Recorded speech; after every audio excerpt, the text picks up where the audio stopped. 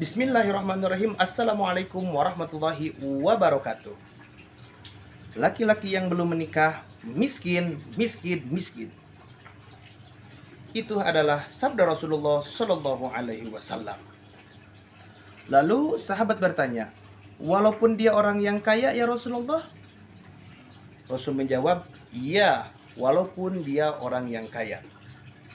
Karena menurut Rasulullah Shallallahu Alaihi Wasallam, laki-laki yang belum menikah, dia adalah orang yang miskin ketenangan, miskin penjagaan, dan miskin keberkahan. Terkadang banyak laki-laki yang tidak mau menikah karena dia takut miskin. Ingat, Allah Subhanahu wa Ta'ala akan memberikan kemampuan bagi orang-orang yang menikah dalam keadaan miskin. Karena menikah itu bukan hanya soal cinta, tapi juga soal agama. Barakallahu fikum. Wassalamualaikum warahmatullahi wabarakatuh.